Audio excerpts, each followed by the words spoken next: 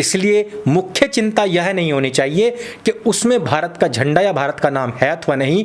मुख्य चिंता इन जिहादी और इन चमचों के लिए ये होनी चाहिए कि वो जो 25 देश हैं वो कितने चीथड़े उड़ाएंगे और कितना धुआं करेंगे, उसके बारे में चिंता करने की आवश्यकता है। चिंता इस बात की नहीं होनी चाहिए कि वहाँ पर मोदी का नाम आया अथवा नहीं। चिंता इस बात की होनी चाहिए कि हमास के समर्थन में पाकिस्तान भी खड़ा हुआ है, उसके सारे आतंकवादी संगठन भी खड़े हुए हैं और भारत के कुछ जिहादी भी खड़े हुए हैं। चिंता की बात यह नहीं होनी चाहिए कि भारत ने खुलकर के समर्थन किया अथवा नहीं। चिंता का विषय यह होना चाहिए कि उस आतंकवादी संगठन के समर्थन में भारतीय जिहादी और चमचे हैं तो हैं क्यों, और अभी तक उनके पिछवाड़े लाल नहीं हुए तो क्यों नहीं हुए। चिंता का विषय ये नहीं होना चाहिए कि इजराइल भारत को कितना सपोर्ट करता है। चिंता का विषय तो ये होना चाहिए कि इजराइल ने जहां पर आतंकवाद से लड़ने के लिए भारत को फुल सपोर्ट किया है, वहीं पर भारत में बैठे हुए लोग इजराइल का विरोध क्यों कर रहे हैं। कहीं इन लोगों के तार उन आतंकवादियों पाकिस्तानियों के साथ तो नहीं जुड़े हुए, और हमारा खुफिया तंत्र कर क्या रहा है।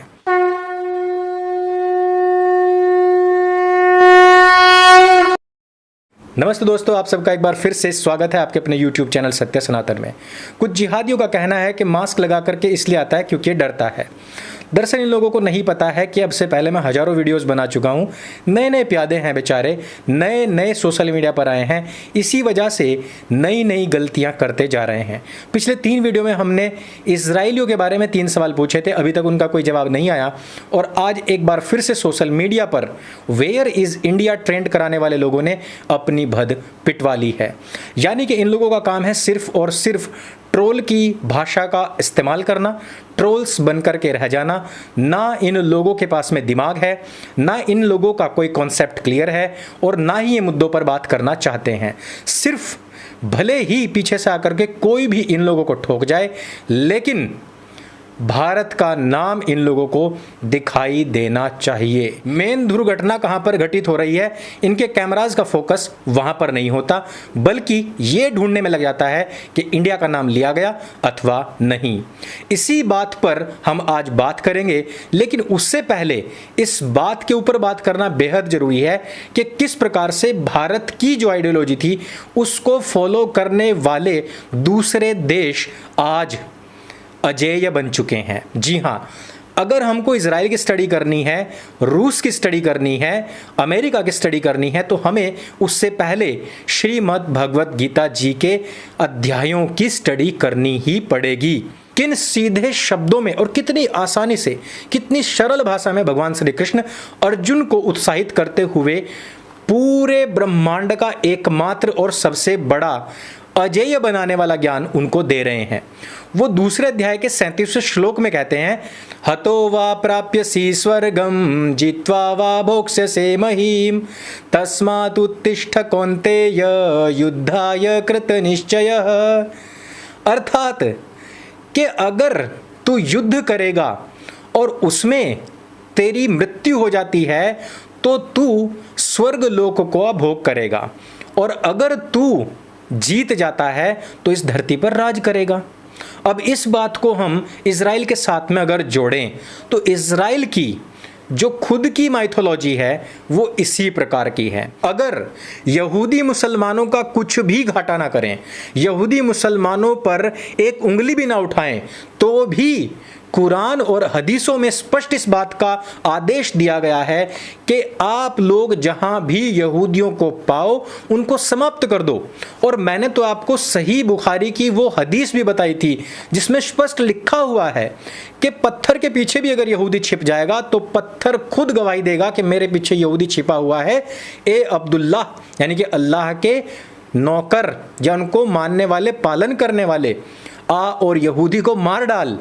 तो अगर यहूदी शांति के साथ भी रहेगा तब भी मुसलमान उसको मार डालेंगे।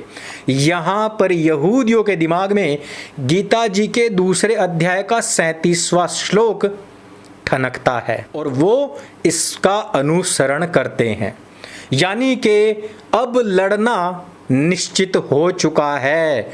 अगर तुम बड़े आराम से अपने बीवी बच्चों के साथ में भी घर के अंदर बैठ करके खेलोगे, कोई हथियार नहीं बनाओगे, इन लोगों से कोई संबंध नहीं रखोगे, तो भी उनकी वो किताब जिसमें वो पूर्ण श्रद्धा रखते हैं उसका पालन करते हुए तुम्हें मारने के लिए आएंगे ही आएंगे। इस वजह से श्रेयस्कर यह है कि हमें युद्ध करना चाहिए, और यहूदियों ने युद्ध की पूरी तैयारी की और युद्ध के लिए वो आगे बढ़े, और युद्ध के लिए आगे बढ़ने वाला व्यक्ति हमेशा विजित ही होता है। तो गीता जी के दूसरे अध्याय के 37वें श्लोक पर चलने मात्र से आज इजराइल अजेय बन गया, और अपने ग्रंथों को ठुकराने वाला हिंदू आज पराजित ही नहीं बल्कि पूरे विश्व में अपमानित भी होता है। अब बात कर लेते हैं हम कि क्यों प्रधानमंत्री नेतन्याहू ने भारत का झंडा अपने ट्वीट में नहीं दिया। तो पहली चीज तो ये है कि आप जो 25 देशों के झंडे यहां पर दिए गए हैं उन देशों को देख लीजिए, और जो लोग कह रहे हैं कि भक्तों के पापा का नाम नहीं आया, भक्तों के देश का झंडा इसमें नहीं आया, वेयर इज इंडिया। अरे भाई, अगर तुम्हें फिलिस्तीन को सपोर्ट करना ही है तो जमीनी बात करो। जिन 25 देशों ने सपोर्ट किया है पहले उनको देखो कि उनकी हैसियत कितनी बड़ी है। तुम्हारी अकेले इजराइल उधेड़ने के लिए काफी था, ऊपर से 25 देशों ने तो मुक्त कंठ अपनी स्वीकृति दी है, और बहुत सारे ऐसे देश हैं और बहुत सारे देशों की जनता है जो इजराइल को सपोर्ट कर रही है। संसद वंसद के बारे में कुछ जानते हो या नहीं जानते हो?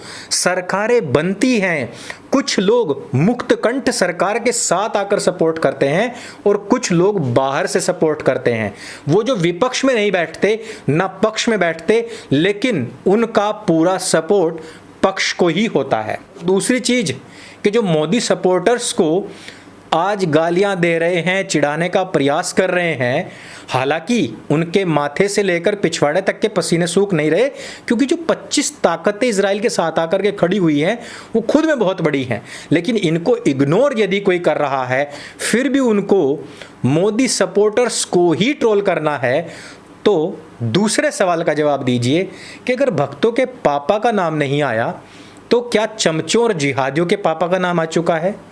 क्या फिलिस्तीन ने खुलकर के किसी को कहा है कि धन्यवाद तुमने हमें सपोर्ट किया? और अगर कहा है तो क्या उसमें भारत का नाम है? क्या उसमें भारत के झंडे का नाम है? और क्या उसमें भारत का झंडा दिया गया है? नहीं दिया गया है। किसने खुलकर के सपोर्ट किया है?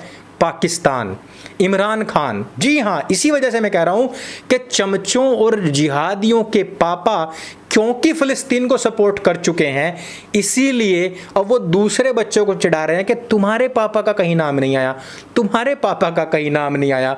और जब मैं ये कहता हूं कि चमचों और जिहादियों के पापा इमरान खान और पाकिस्तान है, तब ये चिढ़ जाते हैं। अब मैं आपको दूसरे तरीके से एक बात और समझाता हूं। जब भारत और ऑस्ट्रेलिया का मैच हो रहा होता है तो अधिकतर लोग जो हैं, कुछ जिहादी और चमचों को छोड़ करके, वो भारत के पक्ष में होते हैं। 99% लोग भारत की जीत की आशा से ही क्रिकेट मैच देख रहे होते हैं। अब क्योंकि मैं बचपन में क्रिकेट देखता था तो उसी समय के लोगों की मेरे को याद है। अब सोच लो, साउथ अफ्रीका और ऑस्ट्रेलिया का क्रिकेट मैच हो रहा है। अब दोनों में से अपना कोई देश नहीं है, लेकिन क्रिकेट मैच तो फिर भी देख रहे हैं। वहां पर लोग किसको सपोर्ट करते हैं? वहां पर जाकर ये तो कह नहीं सकते कि हम तो इंडिया को सपोर्ट करते हैं जी, क्योंकि वहां तो इंडिया 3 में है ना 13 में है। वहां सब दर्शक हैं। अब ऑस्ट्रेलिया साउथ अफ्रीका का जो मैच होता है वो हमेशा बहुत रोमांचक होता है। जैसे भारत और पाकिस्तान का मैच जो होता है बहुत रोमांचक होता है और उसको पूरा विश्व देख रहा होता है। तो पूरे विश्व में ऐसा तो नहीं है कि केवल साउथ अफ्रीका और ऑस्ट्रेलिया के ही लोग देखेंगे, सभी लोग देखते हैं, सभी लोग एक एक टीम को पकड़ लेते हैं। यहां पर भी स्थिति यही है। यहां पर भी जो विकेट उड़ रहे हैं, अभी मीडिया हाउस का जो विकेट उड़ा है उसमें थ्रो ऐसी फेंकी गई जैसे कि युवराज सिंह ने निशाना बांध करके बॉल फेंकी हो, जैसे कि मोहम्मद कैफ ने थ्रो मारा हो, जैसे कि धोनी ने स्टंप उड़ा दिए हों। इस तरीके से बॉलिंग हो रही है, इस तरीके से बैटिंग हो रही है। डिफेंस सिस्टम, दीवार द्रविड़ खड़ा कर दिया है आयरन डोम की जगह पर। तो बहुत जबरदस्त इधर से भी और उधर से भी खूब मजा आ रहा है।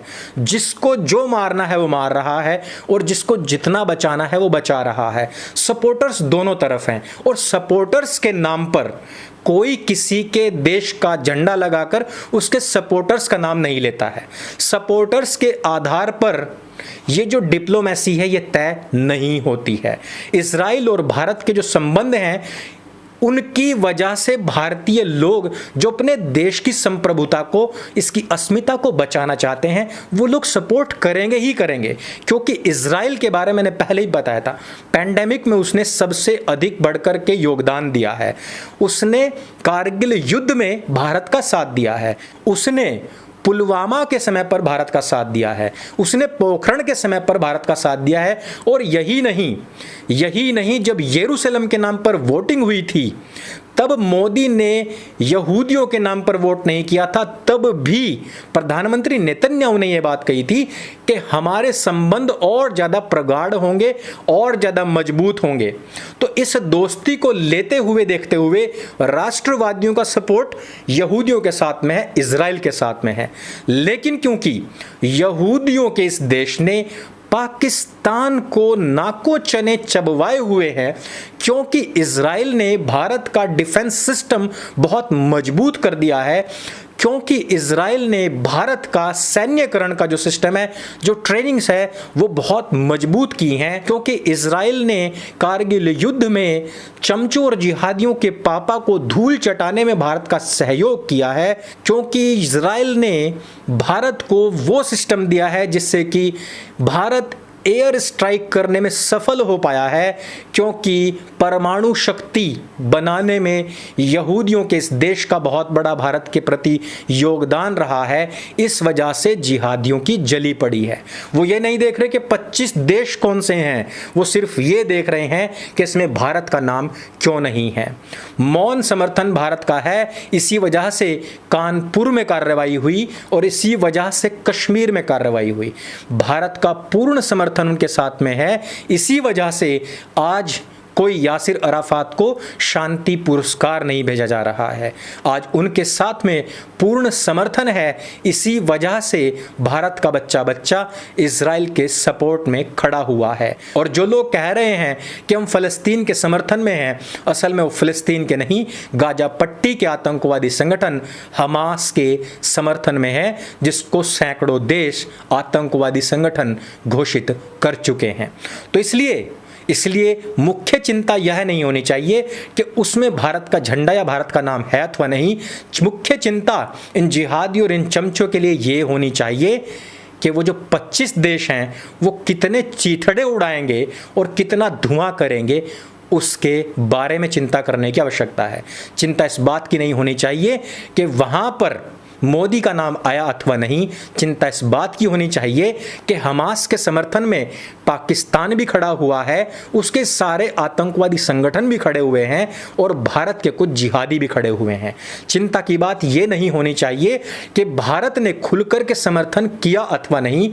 चिंता का विषय ये होना चाहिए कि उस आतंकवादी संगठन के समर्थन में भारतीय जिहादी और चमचे हैं तो हैं क्यों, और अभी तक उनके पिछवाड़े लाल नहीं हुए तो क्यों नहीं हुए। चिंता का विषय ये नहीं होना चाहिए कि इजराइल भारत को कितना सपोर्ट करता है।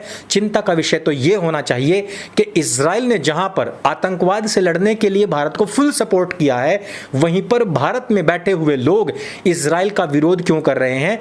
कहीं इन लोगों के तार उन आतंकवादियों पाकिस्तानियों के साथ तो नहीं जुड़े हुए, और हमारा खुफिया तंत्र कर क्या रहा है। अभी तक हम 3 सवाल पूछ चुके हैं इन चमचोर जिहादियों से, उनका कोई जवाब अभी तक नहीं आया। पहले उनके आंसर खोजिए, और आज जो मैंने 3 क्वेश्चन और पूछ लिए हैं इनके आंसर खोजिए। धरातल पर काम कीजिए, धरातल की बात सोचिए, वरना इजराइल सब कुछ समतल कर देगा। तो अगर ये वीडियो आपको अच्छी लगे, जानकारी से भरपूर लगे, तो इसको सबके साथ में शेयर अवश्य कीजिए। मेरे संग बोले सत्य सनातन वैदिक धर्म की जय। जय हिंद, वंदे मातरम।